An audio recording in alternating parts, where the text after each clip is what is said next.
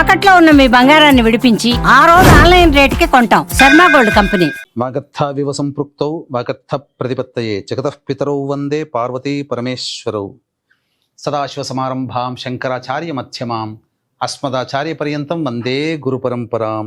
ఆదిత్యాయ చ సోమాయ మంగళాయ బుధాయ చ గురు శుక్ర శనిభ్యశ్చ రాహవే కేతవే నమః.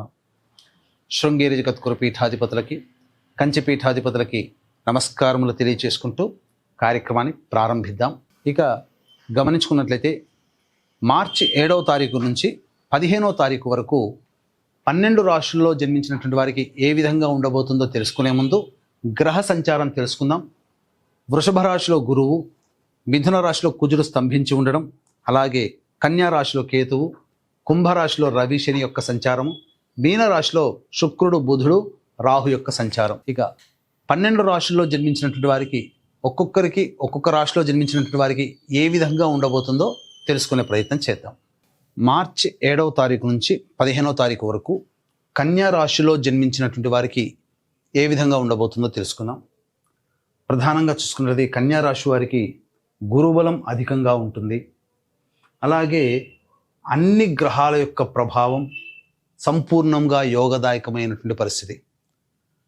అన్నీ ఉన్న అల్లు నోట్లో శని అన్నట్టుగా ఈ కన్యా రాశి వారికి అంతా బాగుంది.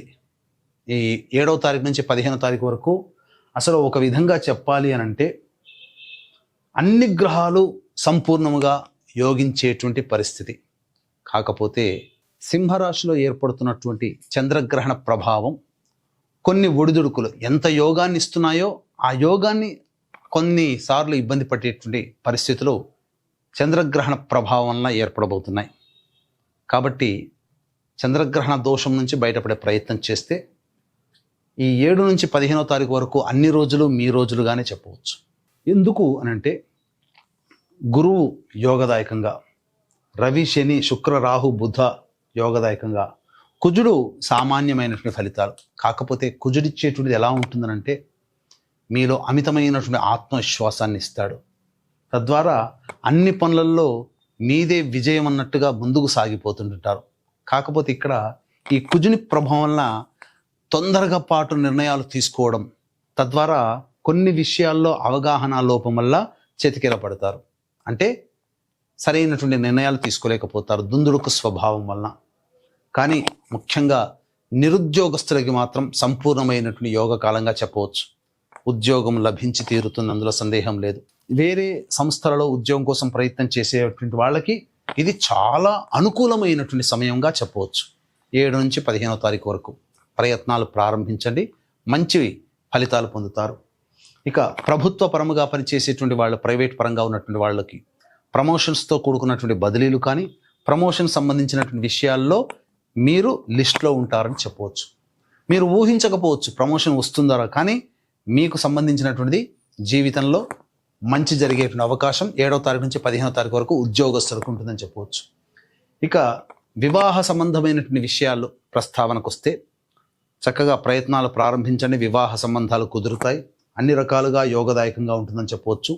సంతానాన్ని కోసం ఎదురు చూసేటువంటి వ్యక్తులు మాత్రం కాస్త వేచి చూడక తప్పదు, ఈ విషయంలో మాత్రమే చెప్పవచ్చు. ఇక విదేశీ యానము, విదేశీ విద్యకు సంబంధించి చేయు ప్రయత్నాలన్నీ కూడా కొలిక్కి వస్తాయి. కోరుకున్నటువంటి యూనివర్సిటీలో మీకు ప్రవేశం లభిస్తుంది. ఏ ఏ రంగంలో ఉన్నటువంటి వాళ్ళకి బాగుంటుంది అని అంటే అన్ని రంగాలలో ఉన్నటువంటి వాళ్ళకి ఈ వృత్తి ఆ వృత్తి, ఈ వ్యాపారం ఆ వ్యాపారము, ఈ కులము ఆ కుల వృత్తి అని కాదు. వృత్తి ఉద్యోగ వ్యాపార రంగాల్లో అందరికీ కూడా కన్యా రాశి వారికి చాలా యోగదాయకంగా ఉంటుంది. మరి గురువుగారు అన్ని రంగాల్లో బాగుంటుందని అంటున్నారు, అసలు ఇబ్బందే ఉండదా, ఇంకా తిరుగంటూ ఉండదా అని చెప్పి ఆలోచించే వాళ్ళు కూడా చాలామంది ఉన్నారు. ఇవి గ్రహాల యొక్క స్థితిగతులను బట్టి మనం చెప్పేటువంటిది.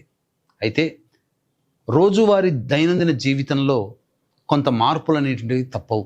కాబట్టి రోజువారీ జీవితంలో ఏ విధంగా ఉంటుందో మనం తెలుసుకునే ప్రయత్నం చేద్దాం. అన్నిటికంటే ముఖ్యంగా గ్రహణ ప్రభావం కొంత ఇబ్బందికర పరిస్థితులని చెప్పవచ్చు.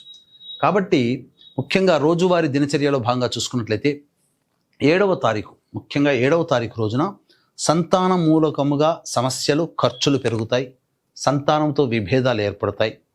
అలాగే ఎన్నాళ్ళ నుంచో ఎదురు చూస్తున్నటువంటి ఆస్తి వివాదాలకు సంబంధించినటువంటి ప్రయత్నాలు ఒక కొలిక్కి వస్తాయని చెప్పవచ్చు. న్యాయ సంబంధమైనటువంటి విషయాల్లో మీకు అనుకూలంగా వచ్చే అవకాశాలు ఎక్కువగా ఉన్నాయి.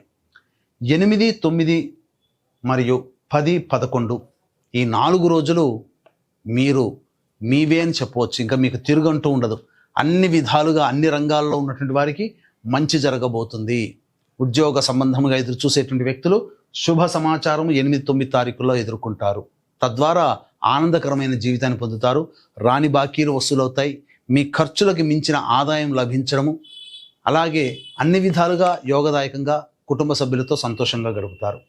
అయితే 12, 13, 14 ఈ 3 రోజులు ఒక రోజు కంటే ఇంకొక రోజు ఎక్కువగా బాధిస్తుండడం అలా ఉంటుంది. 14వ తారీఖుకి పీక్ స్టేజ్లో ఉంటుంది. కాబట్టి మానసికమైన ప్రశాంతత ఈ 3 రోజులు ఉండదు. గ్రహణం కూడా ఏర్పడుతుంది. రాశి నుంచి చూసుకున్న అనుకూలంగా లేని రోజులే ఈ 12, 13, 14. కాబట్టి ఖర్చులు ఏవైనా ముందుగానే ప్లాన్ చేసుకుంటే ఆ ఖర్చుల శాతాన్ని తగ్గించుకునే ప్రయత్నం చేయండి, లేదా ఆ ఖర్చుల్ని వాయిదా వేసుకునే ప్రయత్నం చేయండి. చాలా మటుకు సేఫ్ అవుతారు. ఎందుకంటే అన్ఎక్స్పెక్టెడ్ ఎక్స్పెన్సెస్ అనేటువంటివి 12, 13, 14 తారీఖుల్లో ఏర్పడబోతున్నాయి. అన్నిటికంటే ఇంకా ప్రధానంగా మానసికమైనటువంటి ప్రశాంతత లోపించడం, ఒక జిగ్జాగ్ లాగా ఉండడం, ఏ పని చేయాలన్నా ఆసక్తి లేకపోవడం అనేటువంటిది కన్యా రాశి వారికి ఏర్పడబోతుంది. కాబట్టి జీవితంలో పైకొచ్చేటువంటి ఎటువంటి నిర్ణయాలు తీసుకోకపోవడమే చాలా మేలనే విషయాన్ని గమనించుకోవాలి. ఇక 15వ తారీఖు మాత్రం గత 3 రోజులుగా ఇబ్బంది పడుతున్నట్టుగా 11, 12, 13, 14 తారీఖుల్లో ఈ 3 రోజుల్లో పడినటువంటి ఇబ్బందులకి కొంత రిలీఫ్ అనేటువంటిది ఏర్పడుతుంది. పెండింగ్లో ఉన్నటువంటి పనులని, అనగా ఈ 3 రోజుల్లో చేయలేనటువంటి పనులని 15వ తారీఖు రోజున మీరు చేయబోతున్నారు. సంతోషముగా మీ కుటుంబ సభ్యులతో గడుపుతారు. విందులు వినోదాల్లో మీ యొక్క ఆనందంతో మీ యొక్క కుటుంబ సభ్యులతో ఉంటారని చెప్పవచ్చు. ఇక గమనించుకున్నట్లయితే ఏ తర్వాత చెప్పుకొచ్చినది ఏమిటంటే, ఈ యొక్క చంద్రగ్రహణ ప్రభావము కొంత ఇబ్బందికరంగా ఉన్నప్పటికీ అన్ని యోగాలు గ్రహాలు అనుకూలంగా ఉన్నాయి. కాబట్టి ఆత్మవిశ్వాసంతో ముందడుగు వేసే ప్రయత్నం చేయండి. అన్ని రకాలుగా బాగుంటుంది, అందులో సందేహమే లేదు. అన్ని వృత్తి ఉద్యోగ వ్యాపారాల్లో కన్యా రాశి వారికి అద్భుతంగా ఉంటుందని చెప్పడంలో ఏమాత్రం సందేహం లేదు. అయితే ఇంతకుముందు చెప్పుకున్నట్టుగా ఈ చంద్రగ్రహణం అనేటువంటిది ప్రధానంగా సింహరాశిలో ఏర్పడుతుంది. America, Mexico, Canada, Australia, New Zealand, Japan వంటి దేశాల్లో ఉన్నటువంటి వాళ్ళకి ఎక్కువగా కనబడుతుంది. కాబట్టి మన భారతదేశంలో గ్రహణం కనబడదు. కనబడనటువంటి గ్రహణానికి నియమాలు పాటించాల్సిన అవసరం లేదు, అంటే పట్టు విడుపు నియమాలు. కానీ ప్రపంచవ్యాప్తంగా ఎక్కడ ఉన్నప్పటికీ కూడా మేష, వృషభ, కర్కాటక, సింహ, కన్య, వృశ్చిక, ధనుస్సు, మకర, కుంభ రాశుల్లో జన్మించినటువంటి వారికి ఈ గ్రహణ దోష ప్రభావం అధికంగా ఉంటుంది. కాబట్టి ఈ యొక్క చెప్పినటువంటి మేష, వృషభ, కర్కాటక, సింహ, కన్య, వృశ్చిక, ధనుసు, మకర, కుంభ రాశుల్లో జన్మించినటువంటి వారికి గ్రహణ దోష నివారణ హోమాలు 14వ తారీఖు రోజున పర్ హెడ్ 2100 రూపాయలకి పొద్దున 9 గంటలకి ప్రారంభమవుతాయి. అవకాశం ఉన్న వాళ్ళు కార్యక్రమ తదనంతరం కాంటాక్ట్ చేసి మీ గోత్రనామాదులు నమోదు చేసుకోవచ్చు. దీని ప్రభావం వలన కొన్ని సమస్యలు భవిష్యత్తులో పెరుగుతాయి. కాబట్టి దేవతానుగ్రహాన్ని పొందితే సమస్యలు శాంతింపబడతాయని చెప్పవచ్చు. అయితే ఈ యొక్క కన్యా రాశిలో జన్మించినటువంటి వారికి ఈ యొక్క సమస్యలు, రోజువారీ దైనందిన జీవితంలో వచ్చేటువంటి సమస్యల పరిష్కారం కోసం ప్రధానంగా ప్రతిరోజు దుర్గా అష్టోత్తరము, సర్వదేవకృత లక్ష్మీ స్తోత్ర పారాయణం రోజుకి 3 సార్లు పఠించడం, తద్వారా శుభ ఫలితాలు పొందుతారని చెప్పవచ్చు. ఇప్పుడు చెప్పినటువంటి సమస్యల కంటే ఇంకా విభిన్నంగా మీ యొక్క జీవితం ఉందంటే జన్మజాతకంలో నడుస్తున్నటువంటి గ్రహ దశాంతర దశల యొక్క ప్రభావాలు. కావున దగ్గరలోని మంచి ఉపాసనా పరులైనటువంటి జ్యోతిష్యులను సంప్రదించి వారి సలహాలు సూచనలు కనుక పాటించినట్లయితే మరింత మెరుగైనటువంటి జీవితాన్ని పొందుతారని చెప్పడంలో ఏమాత్రం సందేహం లేదు. సర్వం శ్రీ ఉమామహేశ్వర పరబ్రహ్మార్పణమస్తు.